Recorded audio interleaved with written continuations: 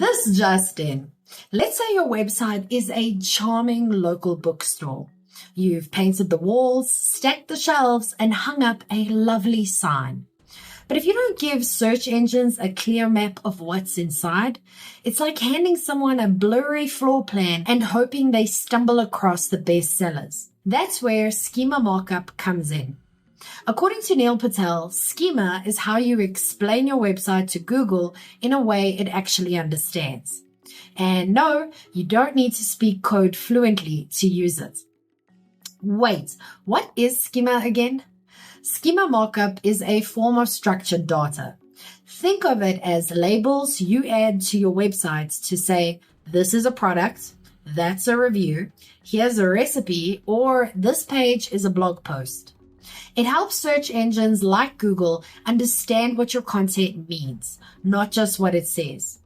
You use schema.org's vocabulary to mark things like the title of a blog, the author of an article, your business's address and hours, a product's price, availability, or rating, and the payoff. These tiny labels don't show up on your page, but they do make you eligible for those fancy extras in Google's results. Think star ratings, FAQ dropdowns, or in-stock notices under product listings. Here's why schema helps small businesses stand out.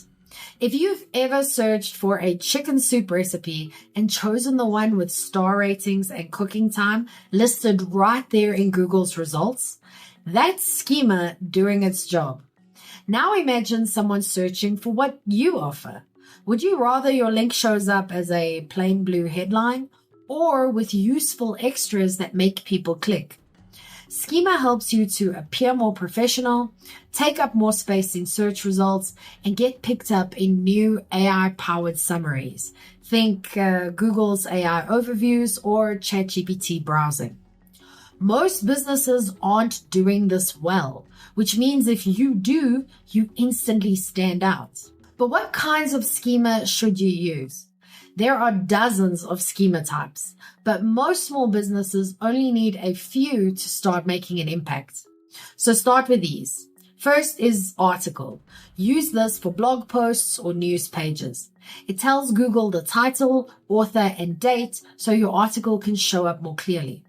Next, FAQ, which is perfect for your services page. It makes your site eligible for those little drop downs in search results. Then we have product and review, which is great for e-commerce. It shows price, availability, and ratings directly in the search snippet. Then we have local business. Use this to show your address, opening hours, and contact info.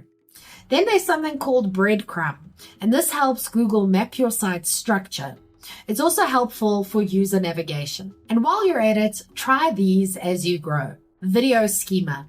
If you post videos, schema lets Google show thumbnails and timestamps. Course schema, which is ideal for online education. It outlines learning outcomes, provider, and structure. Then you get job posting schema. If you want your job ads to show up well in Google Jobs, you'll need this one. Then there's software application schema. If you sell a digital product or app, this highlights its features and reviews.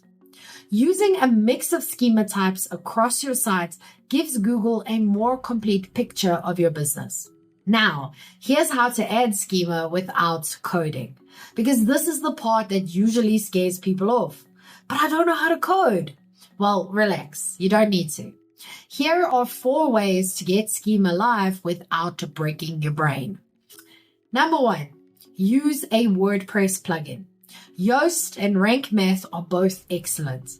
Rank Math offers more flexibility if you want to customize schema fields. Just install, select your schema type, and fill in the blanks. Number 2, use a schema generator. Tools like schema.dev or Dentsu's generator give you a visual editor.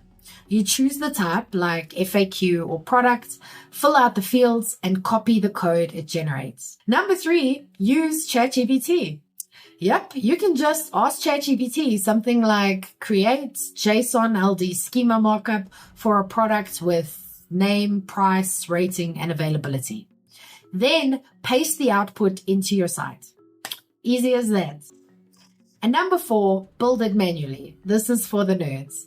If you like total control and know your way around code, you can just write your JSON LD by hand.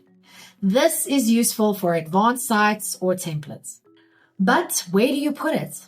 Once you've got the schema, place it inside a script tag.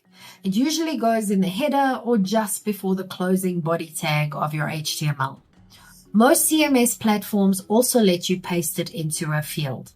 And yes, if you're using a plugin, it handles this part for you.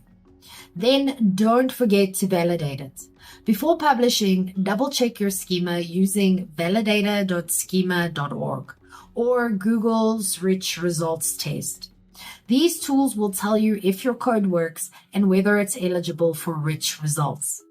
Think of it like spell check for Google visibility. Now, here are some best practices from someone who's fixed a lot of bad schema. As a StoryBrand certified guide and duct tape marketing consultant, here's what I tell clients. First, only tag what people can see on the page. No invisible extras. Then use the most specific schema available. Keep time-sensitive information like prices or dates up to date. And avoid over-tagging. More schema does not mean better schema. Structured data is not a junk drawer. It's a filing system. So use it neatly. Now here's why this matters more than ever. Search is changing. Google is moving toward AI-generated summaries. Chatbots are scanning your site. Schema is one of the only ways to tell machines exactly what's what.